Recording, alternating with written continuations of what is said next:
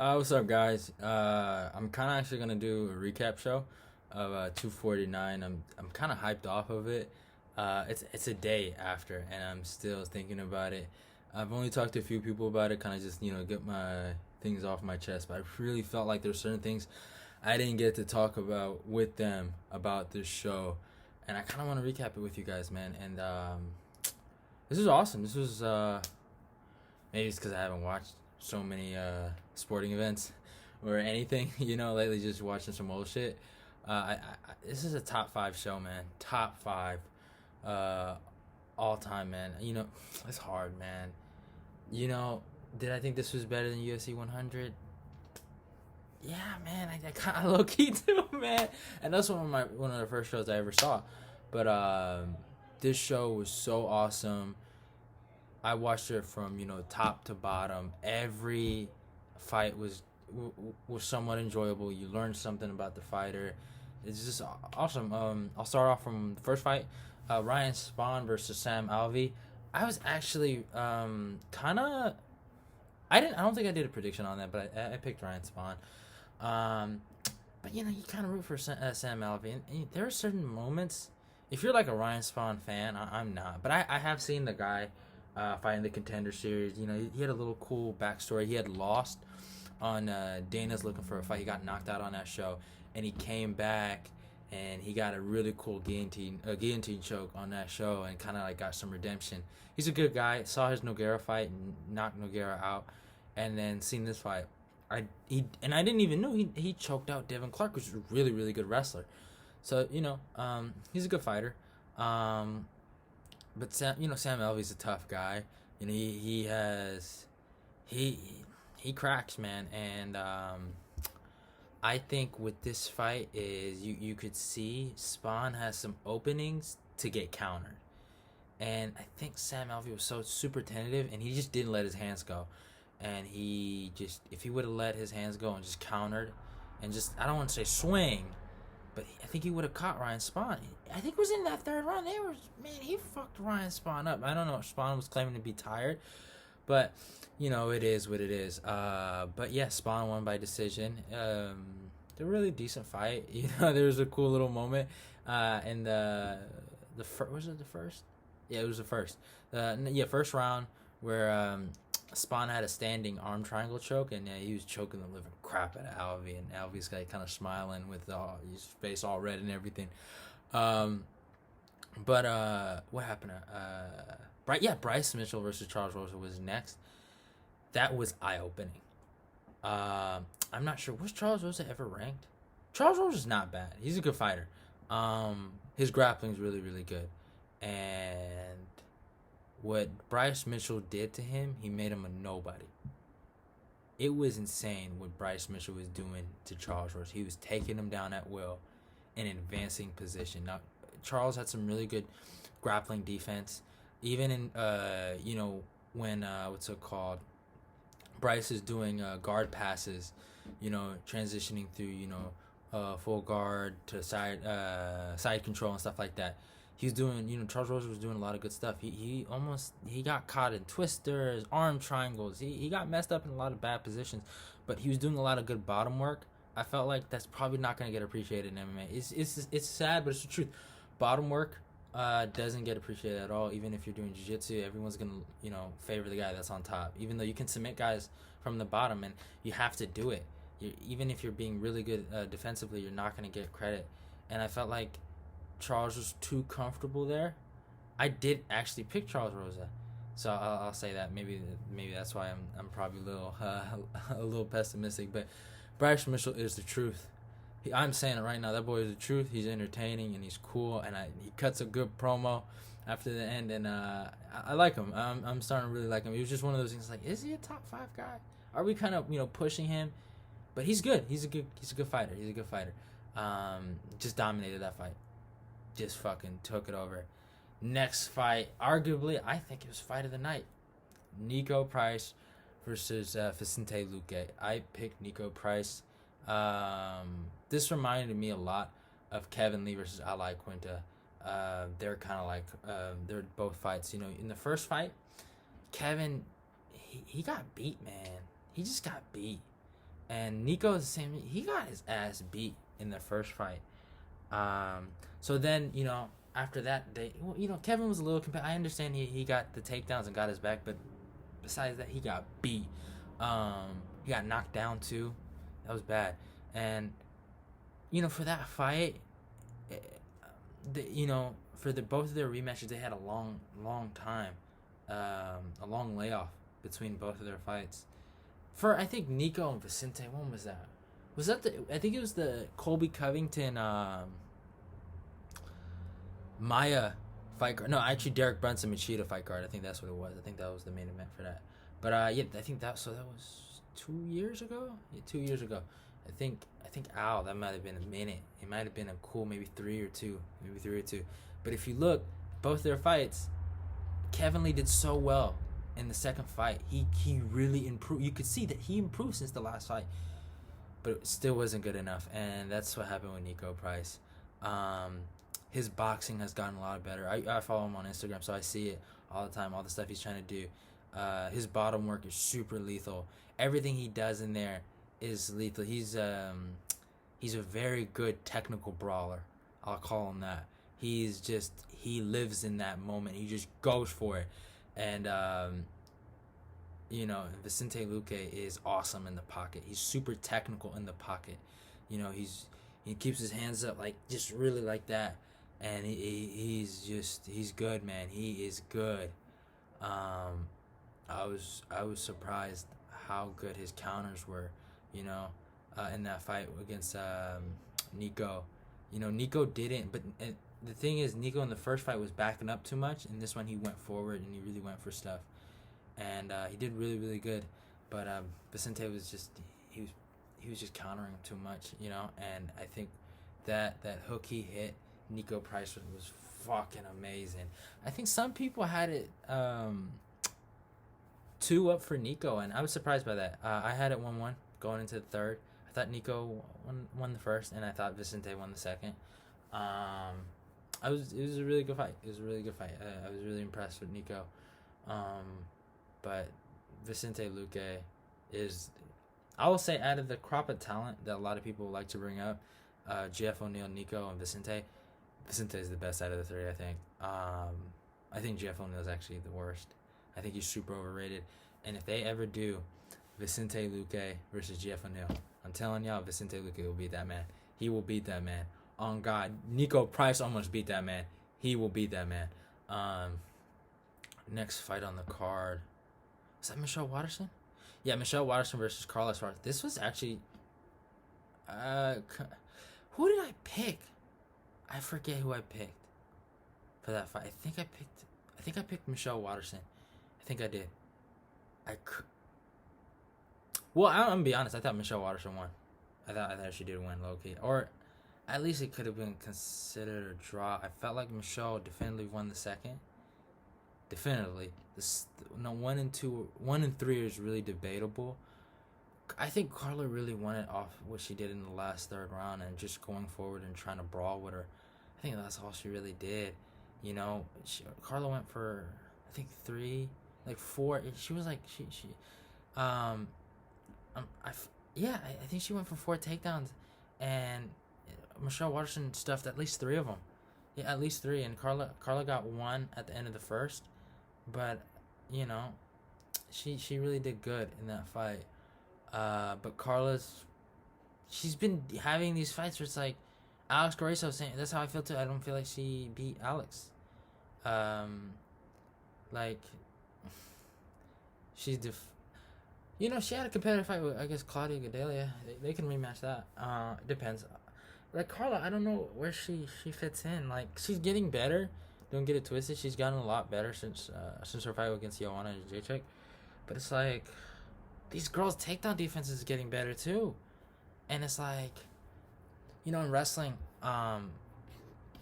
you get a takedown, it's 2 points. You get up, that's 1 point. But you also have to look at the fact that some of these girls don't have wrestling backgrounds and they're still stuffing her takedowns. That should matter. And I get it, it's rules and everything, but like what Michelle did was really impressive in that fight. And the way she controlled the distance, I think Waterson probably was she made a mistake by trying to like trying to brawl with her at the end and trying to like throw punches, but it is what it is. Cookie Monster came out on top, and what can you do? Next fight was super eye-opening. Alexei Oleinik versus Verdum. Some people are saying this is USADA related. I don't think so. I think it's not ring rust, because it's not like he couldn't strike. Maybe it is, but I think it was he just got taken off guard, by how Oleinik came at him. Oleinik's done that before. Don't get it twisted. He did it against Verdum, not Verdum, Alistair. But I thought, I talked to one of my homies. He thought Verdum got kind of cheated. But it was too competitive, man. That's where I'm coming from. It's like he should have lost on the fact that Oleinik made it super competitive.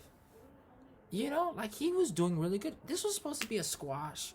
He was supposed to take him out, and Oleinik was out here going, was willing to put his life on the line, swinging like he had no sense, man. He was going ham, and it is what it is. Oleinik came out with the W. I don't have a problem with that at all. Anyone that's like kind of butthurt about Verdum losing, man, it shouldn't have been that competitive to begin with. So it is what it is. After that, am I missing something? I'm trying to think. I should probably search up the card, man. I don't want to do this. Am I missing something? UFC. 249. No, I put 149.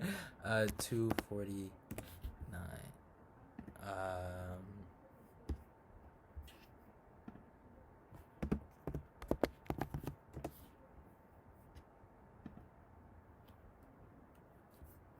Don't worry, guys. I think, is it Cowboy? Let me see.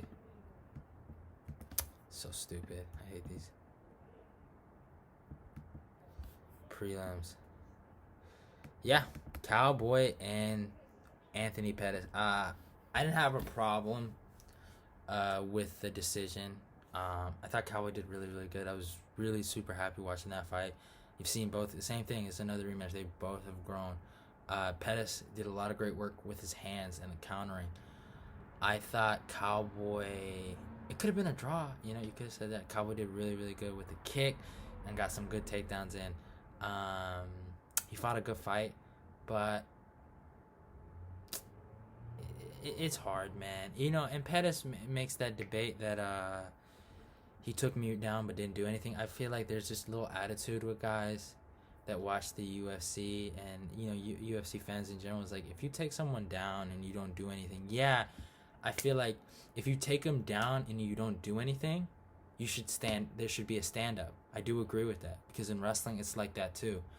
Even in jiu-jitsu tournaments it's like that too. But the takedown isn't just some flimsy thing you do. That's not everyone can do that. And Cerrone's not some D1 wrestler. Like he was taking him down, and he should get credit for that. I think that's the problem. We shouldn't disclose it, but there should be more sternness on stand-ups and what you're doing with the stand-up. I think that's the problem. But yeah, I didn't have a problem with this decision at all. Great fight. That head kick that fucking Pettis ate was insane. I was losing I was like, yo, what the fuck? If anyone was watching the UFC for the first time, and I think this is the greatest prelims they could ever watch. This is awesome. Good fights all around. Main card. Greg Hardy versus Yorgan De Castro. I got this one right.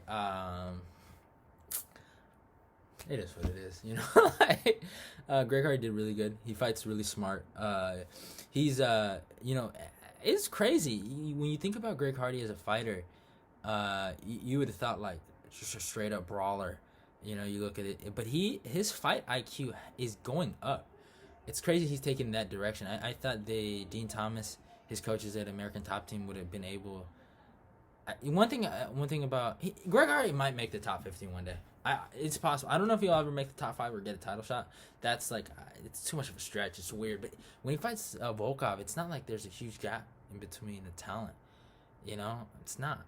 Um, but Hardy fights really, really smart. He fights with his jab. He out hustles you. Jorgen did a lot of great work with the leg kicks, but just getting. I think DC said it best. He's just getting out hustled, and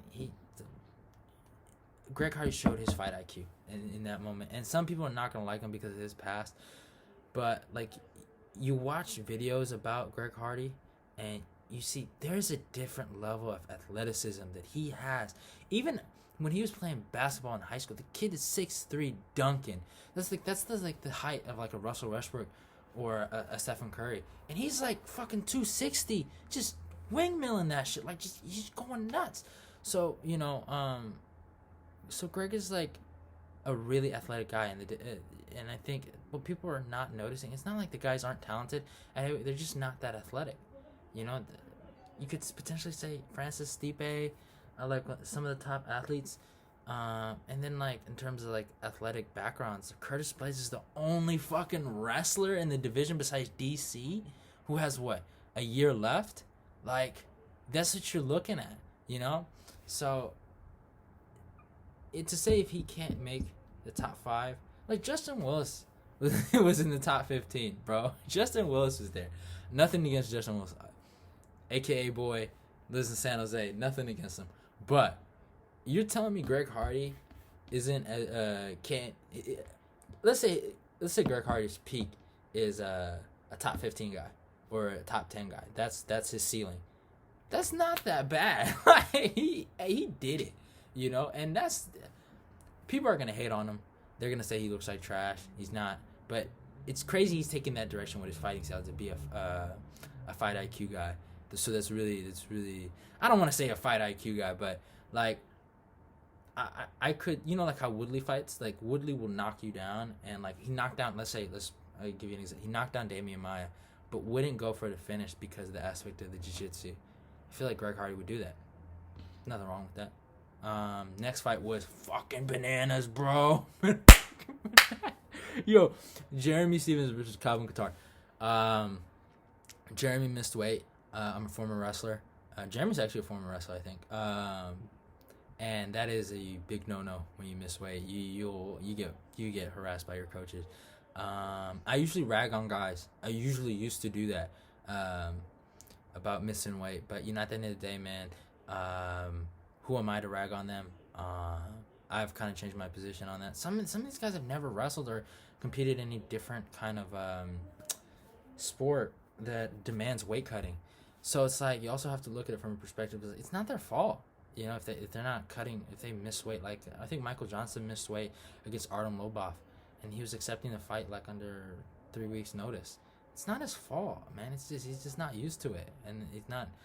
And I understand it's their job, and I really did rag on guys like that, but I think people that attack him, and I see their profiles that look like they need to cut weight, like they're missing weight for life, they need to change that opinion. Man, Jeremy's my boy. It did suck seeing him get knocked out. I think I did pick Jeremy. I thought Jeremy was gonna leg kick him a lot, like in the Renato Moicano fight. If you look at that fight with Calvin Kattar, that's how he lost. So I'm just defending my pick right here. But Calvin you could see, like Jeremy was trying to rush him, trying to give him all kind of different looks to kind of mess up that boxing. But you could see when Calvin's, I don't want to say a slow starter, but he needs time to figure you out. Like, how Peter Yan, like, you notice Jimmy Rivera had a good first round. Uriah Faber had a good first round. John Dodson actually dropped him, They all have good first rounds because, like, Peter Yan and even Calvin Kattar need time to figure you out and figure out your patterns so they can set up counters. And, oh, my God, when he started letting that 1-2 go on Jeremy, you could see, there is a difference between their hands. Like, Jeremy can throw him. He got bombs on his hands, but he doesn't throw him like Calvin. Calvin's slick with it, man. He's a sniper, man. He is a fucking sniper. And when he got that elbow, bro, I was like, oh my God, this kid's a problem. This kid's a problem. But Zabit beats him again. Sorry, he beats him again. I'll say that. Beats him twice. 5 rounds and everything. I know that's a big debate. With everyone wants to make that, but like, he beats him again. Next fight, Francis Ngannou versus Jairzinho Rosenstrike. I picked Francis, but I wasn't a fucking idiot. I knew how good this guy was, Rosenstrike, and I seen him. Was it Andre Arlovsky? Was that, I think it was another. No, actually, you know who it was? I don't know why I keep on forgetting this kid's name, but let me search him up. But he was the guy that Greg Hardy kneed in the face and got disqualified. I guess Greg Hardy's first loss, right? I forgot that guy's name, but Jorgen. What's his name? Not Juan Adams. It's not Juan Adams. First loss. What's the guy's name? Say his name.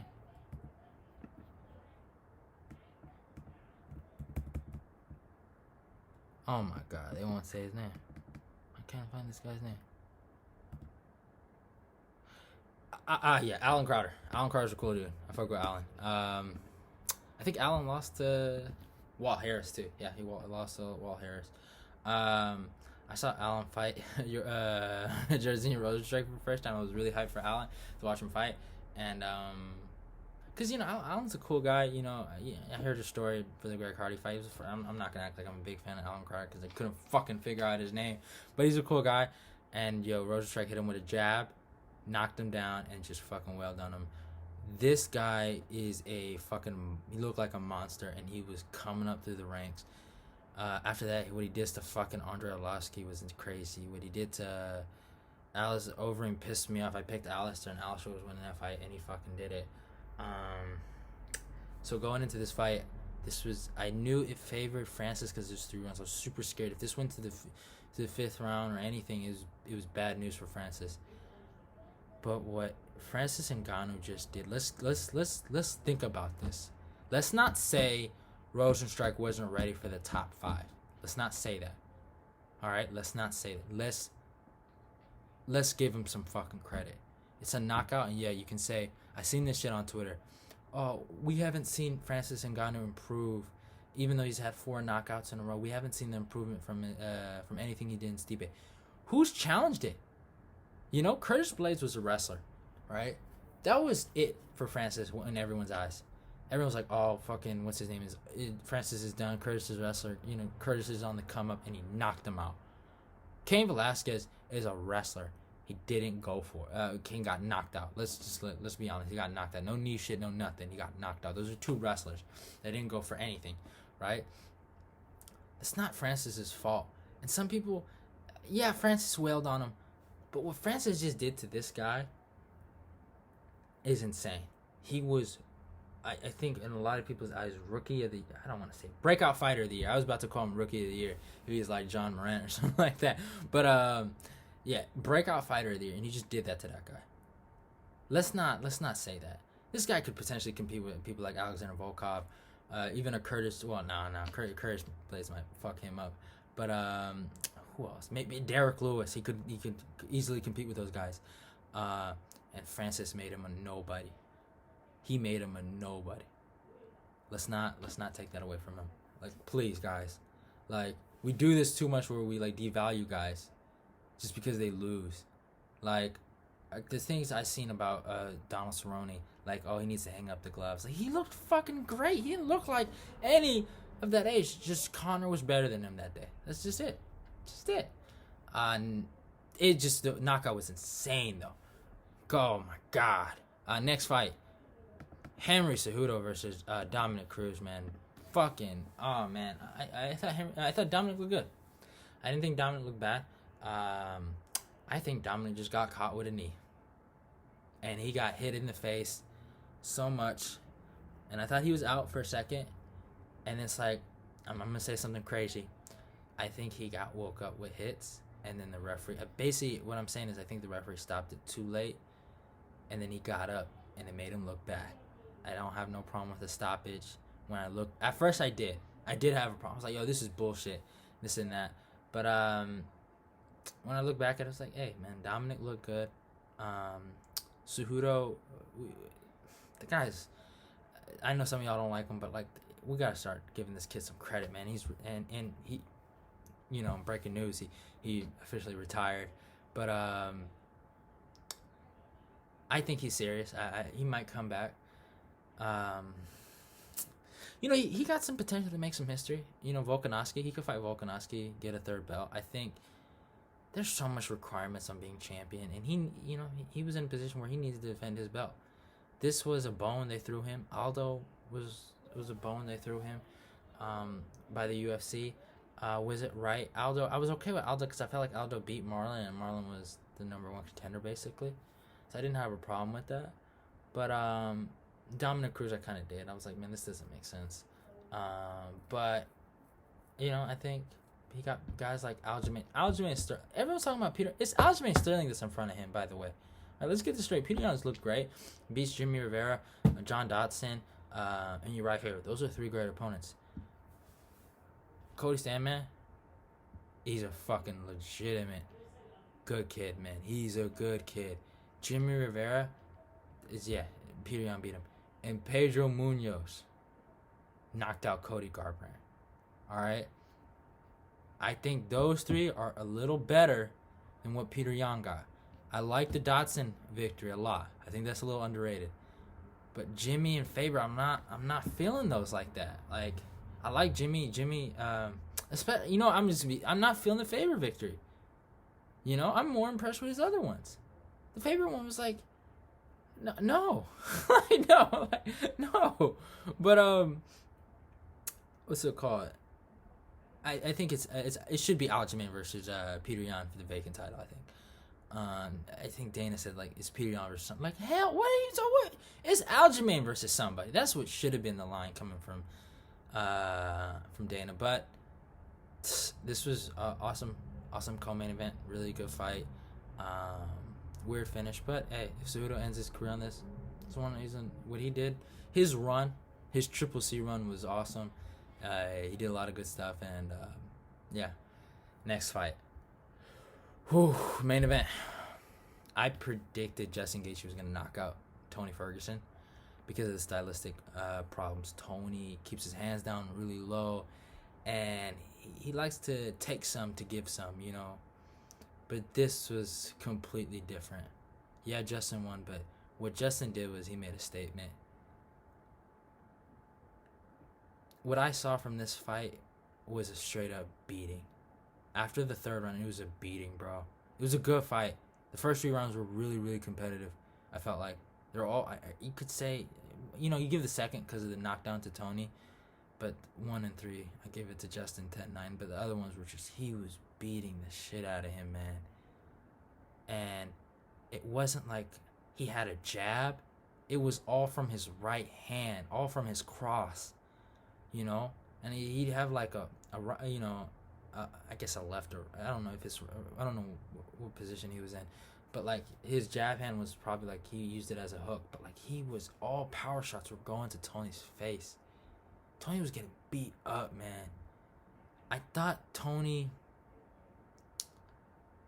This is hard for me. I don't like saying this, but a lot of people have made this adjustment that a patient Gaethje is he's different, or Gaethje's different now.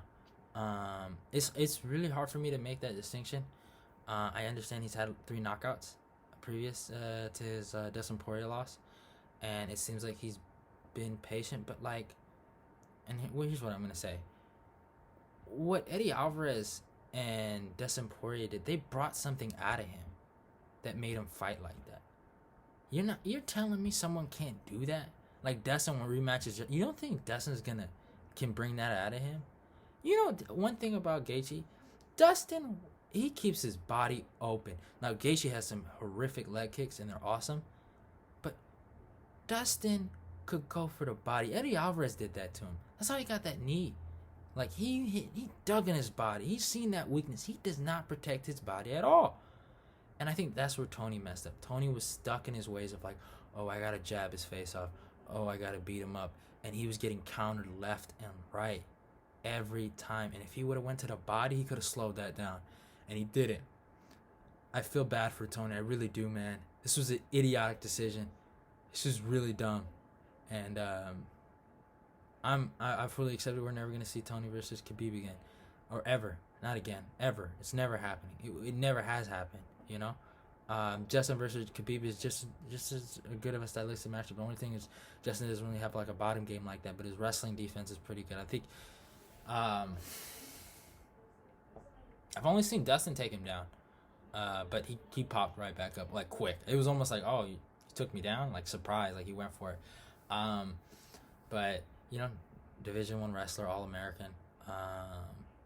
Went fucking 6'4" against Jordan Burroughs. You know, 6'4". This is a competitive match, more competitive than Askren. Um, this is insane. This is insane that this happened, and it was bound to happen. You know, I picked against Tony for a minute. I picked against him for Pettis, Kevin Lee, what's it called, Cerrone. I did, yeah, and I ate crow. The Tony fans was on me, but when I picked Gaethje today, the Tony fans were nowhere to be found. That's what I found out. I didn't brag about it on Twitter. It's just some guy losing. There's nothing cool about that. But I know I have some friends that are some Tony. That hurt. That hurt me if I see my boy get destroyed like that. I kind of did with Nico a little bit, but yeah, he got beat. It wasn't like, if there was grounds for a rematch, it'd be very slim. It would just be like, oh, maybe if Tony goes for the body, but I don't think he deserves one. Tony got beat, just straight up beat, no knockout. It'd have been better if he got knocked out, honestly, and be like, oh, I got caught. I'm gonna be smart now, but no, he got beat, bro. But I will say one thing about he has a iron chin. I think one thing about Tony that nobody, and I guess Gaethje has this too, but it's on a different level. Tony has unknown depths of desire for victory and winning titles. What he's willing to go through. Some people said he quit. He didn't quit. His body quit on him, man. Look at it. His body was breaking on him. And I have a lot of respect for Tony Ferguson, bro. Right now. A lot since that fight. I did have respect for him, but this one really, like, it's, when he cut weight, I thought he was a fucking idiot. I was like, what are you trying to prove? But then, like, this happens, and some people are trying to be mean and trying to say that's the reason he lost. I don't think that's the reason you lose. You know, he's a former wrestler, and if you wrestle, you know, it's normal. Weigh-in days is, if you have a tournament sometimes you have 2 tournaments every week, so you're almost cutting weight every other week, you know, and it happens. So he's used to it. I don't think the weight cut had anything to do. I think Gaethje was just a bad stylistic matchup for him. So, you know, it was sad, but I don't think it was the weight cut that deterred him. But back to, you know, Tony's desire. When I think about the weight cut, I think he was trying to send a message to everyone in the division, put everyone on notice that I want this more than you do. And we've seen it. You know, he accepted this fight because he had to. You know, he played that game where he waited out and he got passed up for Dustin Poirier and Max Holloway for an interim title. To this day, I don't understand why they just didn't wait and do Khabib and Tony Abu Dhabi, you know? So I think he was almost inclined. You know, I call him dumb for accepting the fight, but maybe he was forced to. Maybe they were going to put someone else in there. Like, you never know. And it's fucked up, you know? It is fucked up what's going on with Tony. And, yeah, it's not cool. But Gaethje, he was on. Gaethje versus Khabib was going to be awesome. I got Khabib. Just being honest, I'm going to say that right now. I got Khabib. But, yeah, this was awesome. And I appreciate you guys tuning in if y'all do. Man, I've been going nuts on UFC 3, man. If any of y'all want the smoke. I've been getting really good at the game. So, hey, I'm here. But, yeah. All right, see y'all.